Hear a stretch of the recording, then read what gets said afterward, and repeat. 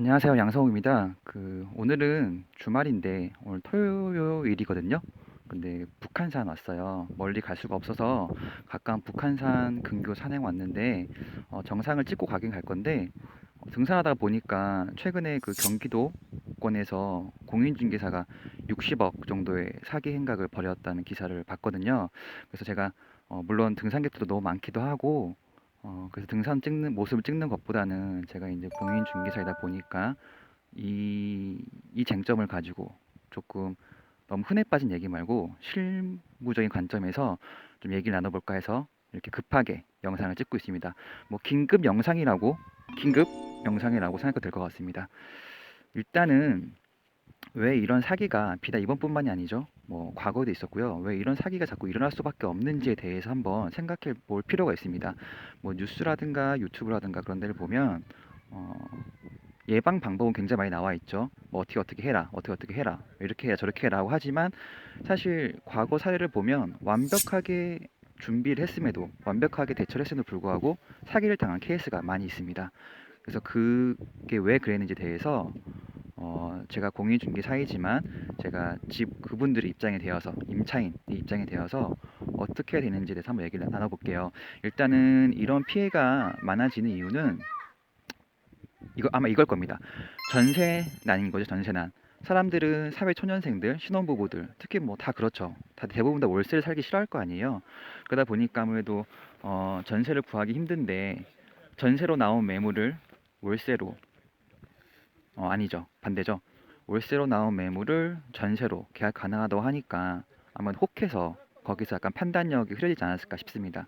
아무래도 이제 역세권이 있는 오피스텔 같은 경우에는 임대인 시장, 임대인이 강세인 시장이거든요. 그러니까 거기서 살고자 하시는 분들은 많은데 의외로 물건이 없다 보니까 아무래도 경쟁이 치열하고 또 그중에서는 또 전세 물건 더더욱더 없다 보니 이런 일이 발생한 것 같습니다. 사실 많은 분들이 그런 오피스텔에 투자를 하는 이유는 매달 월세를 받기 위함인데 전세를 놓는 분들 많지 않겠죠. 그래서 그런 점을 아마 그 공인중개사가 노리고 아마 그런 쪽으로 밀당을 하지 않았을까 싶습니다. 그래서 음,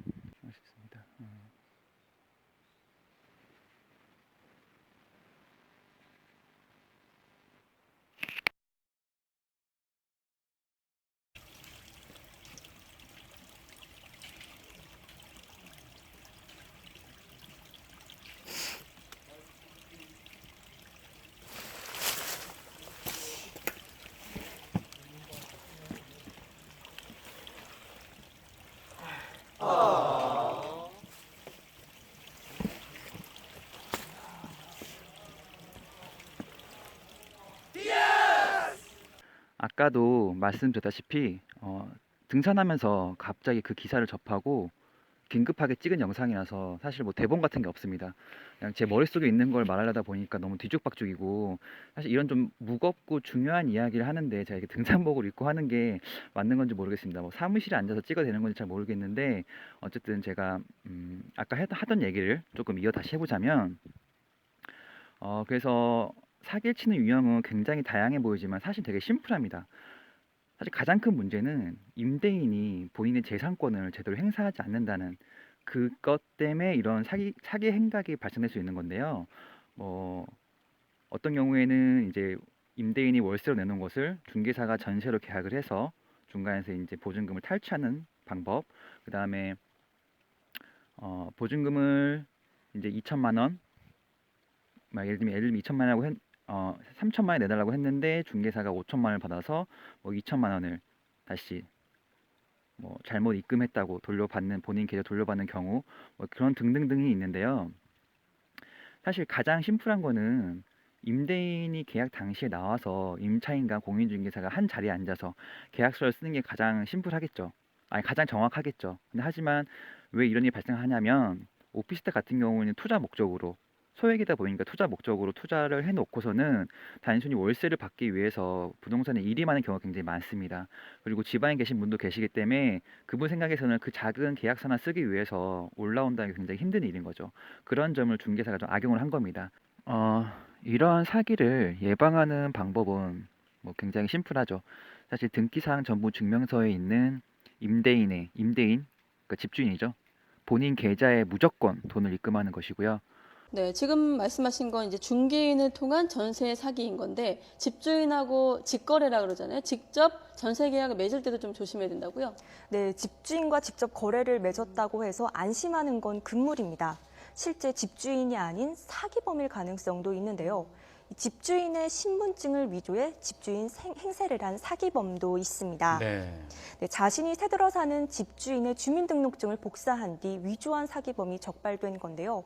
위조된 신분증으로 집주인 명의의 통장까지 만들어 이 세입자들이 깜빡 속아 넘어갈 수밖에 없었습니다.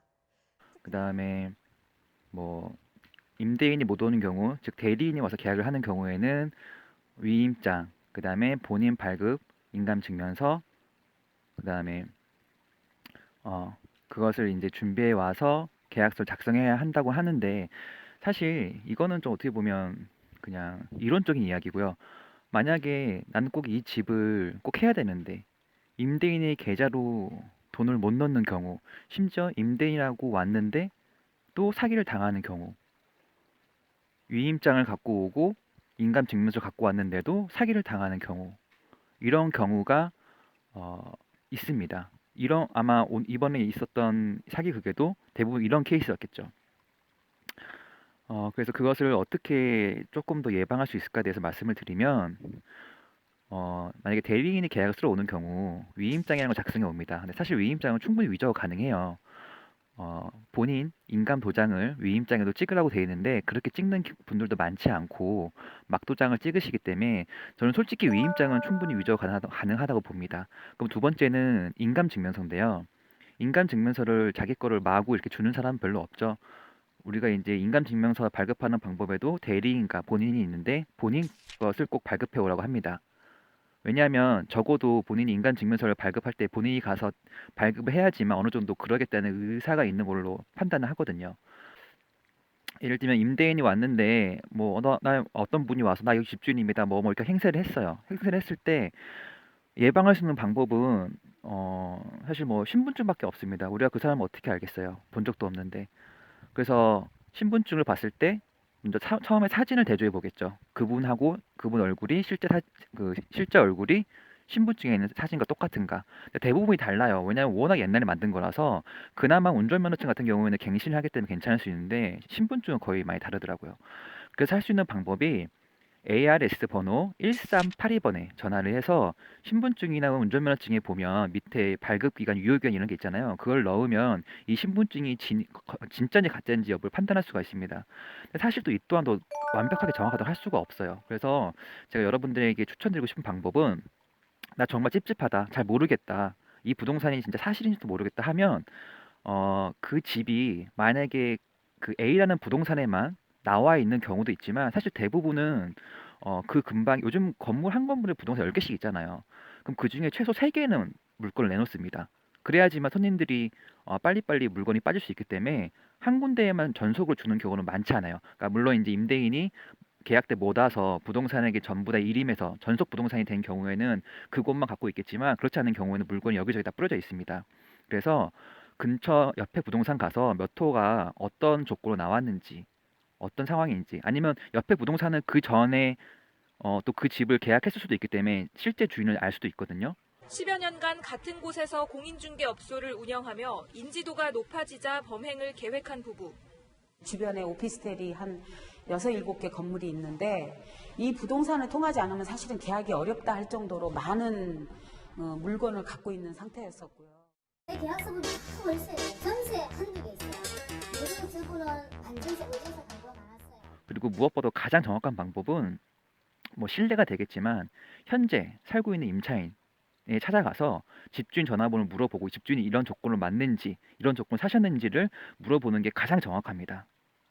그래서 사실 뭐 부동산을 그러니까 못 믿는다고 하시면 그 현재 살고 있는 임차인을 통해서 뭐 주인 전화번호를 알아내서 이 계약 조건이 맞는지 그리고 많은 분들이 뭐 물론 부동산도 그렇긴 하는데 못 믿으시겠으면 뭐 저희가 집주인하고 통화시켜 드릴게요 하고 통화 연결을 하거든요. 그러면 이제 그분들은 또 대부분이 저 일하기 때문에 전화 잘 못 받습니다. 통화하기 힘들어요. 짧게 해주세요. 대부분 이렇게 말씀하시는데 전화해서 대충 뭐 누구누구죠? 네네 이렇게 끝나는 경우가 굉장히 많아요. 그래서 전화하셔서 물건지 주소를 말하겠죠. 몇 동 몇 호, 주인 맞으신지, 그리고 주민등록상의 주민번호 13자리죠. 그걸 전부 다 불러달라고 하세요. 즉흥적으로 빨리. 그 다음에 거기에 적혀있는 주소 불러달라고 하고, 물론 이제 완벽하게 사기를 치려면 그 정도 다 암기하거나 적어놓거나 미리 짜고 하겠지만, 그렇게 하시고 기본적으로 통화 녹음은 하시고, 그리고 설령 대리인이 와서 계약을 했다고 하더라도 무슨 일이 있어도 어쨌든 계약을 하고 보통 두세 달 뒤에 잔금을 치르고 입주를 하거든요. 그 전에 와서 특약사항에 진정한 등기사항 전무 증명서에 쓰여 있는 주인이, 그러니까 진짜 집주인이 와서 그 계약서에 다시 서명 날인해서 그 계약을 완벽히 하는 조건으로, 그리고 불안하시면 그 주인이 와서 계약서에 서명을 할 때 와서 직접 주인 얼굴도 보고 대화를 나누세요. 그래서 이런 조건이고 저런 조건이다라고 얘기를 하면 어느 정도 해결될 것 같습니다. 그래서 이 사기의 가장 큰 근본은 뭐냐면, 문제점이 뭐냐면 아까 말씀드렸다시피 임대인의 본인의 재산권을 제대로 행사하지 않는 거예요. 내 재산을 남에게 맡겨놓고 너 마음대로 해라. 너무 부동산에게 많은 권한을 준 거죠. 그리고 계약 당시에 바쁘다는 이유로 못 오시는 경우, 임대인 분들이 이제 그러다 보니까 이런 허점을 통해서 빚지고 들어가는 거고요. 그 다음에 그런 사기를 치려면 이중 계약, 그러니까 결국 계약서를 2장, 하나의 계약을 가지고 계약서를 2개 쓰는 걸 이중 계약이라고 하는데, 이중 계약서를 쓸 수밖에 없습니다. 그래서 결론적으로는 진정한 임대인과 임차인이 서로 소통을 해서 이 조건이 맞는지를 확인해야 되는 거고요. 보통 이제 전세금 대출을 받으면 한 70% 받을 수 있거든요. 뭐 디딤돌에 사는 경우는 다르긴 하지만 받으면 은행에서도 주인하고 통화를 하게 되어 있습니다. 전세금 대출을 받으면 아무래도 주인이 그런 조건을 다 알고 전세로 들어오는지 아닌지를 다 알기 때문에 어떻게 보면 그게 더 확실한 게 더 안전하게 확인할 수 있는 방법일 수도 있습니다.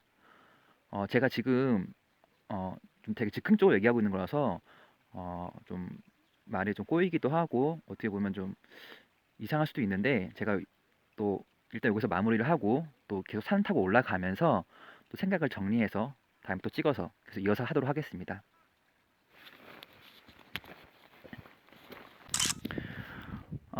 네, 지금 100군데 정상을 갔다 왔는데요.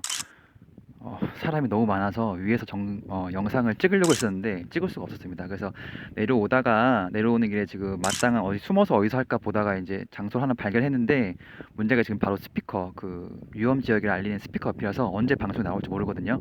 혹시 나오더라도 좀 양해 부탁드리고, 그래서 아까 제가 계속 정상 가면 머릿속으로 생각을 좀 정리 좀 했어요. 그래서 아까 하던 말 좀 이어서 하자면, 뭐 예를 들면 뭐 전세 안심 대출이라든가, 그다음에 내 보증금을 지키기 위한 뭐 보험에 가입하는 거는 어쨌든 간에 계약이 정상적으로 이루어졌을 때, 진정한 임대인과 계약이 이루어졌을 때 그러니까 이루어지는, 그러니까 안전책이기 때문에 그거를 배제하고, 그래서 말씀을 드리면, 그 제가 지금 예제를 드릴 거예요. 어떻게 행동해야 되는지 한번 같이 한번 생각해 보시면 좋을 것 같아요.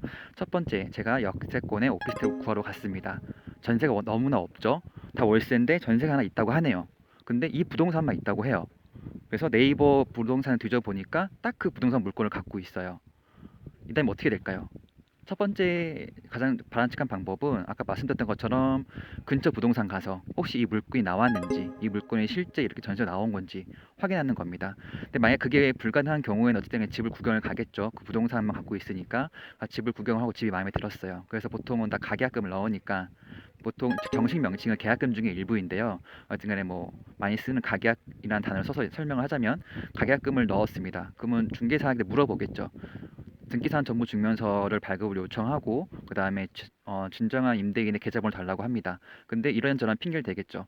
뭐 집주인이 뭐 나에게 모두 위임했으니 내 통장에 넣어라.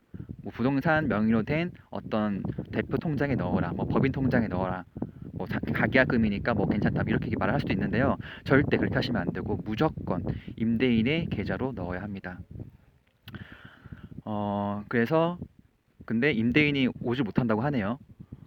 그래서 대리인이 왔습니다. 대리인이 왔는데 뭐 위임장을 가져왔는데 인감증명서가 본인 발급 인감증명서가 아니라 그냥 대리인 발급 인감증명서 갖고 왔습니다. 그리고 임대인은 통화가 되지 않는데요. 일이 너무 바빠 통화할 수 없다고 합니다. 어떻게 될까요? 일단은 가계약금을 최소한으로, 그러니까 정말 꼭 그 집을 계약하고 싶으시다면 가계약금을 정말 최소로 100만 원, 200만 원까지만. 네, 이제 방송이 나오네요. 이곳은 이곳은 낙석 위험이 매우 높은 높은 지역이오니 통행하실 때 주의하여 주시고 가급적 신속히 통행하여 주시기 바랍니다. 바랍니다. 이렇게 말씀하네요. 그래서 저도 이제 빨리 끝나고 내려가고 싶은 바람이 큽니다. 그래서 그런 경우에는 일단은 가계약금 최소로 하고 일단은 뭐 그 집이 너무 아까웠다고 하면 그 집을 일단 잡아놓고 아까 말씀드렸던 것처럼 진정한 임대인이 내가 잔금을 지급하기 전에 와서 계약서의 완성, 계약서 서명을 하고 날인해서 완성하는 걸로 그런 쪽 그때 그래서 그날 가셔서 진짜 임대인이 맞는지 확인해 보시고 그렇게 하시길 바라고 이제 예를 들면 그 아까 말씀드렸지만 부동산에게 모든 걸 일임해서 하는 경우에는 대부분 이제 신분증도 없어요. 그래서 복사본을 갖고 있는 경우도 있고 사실 이제 이 공동중개라는 게 있거든요.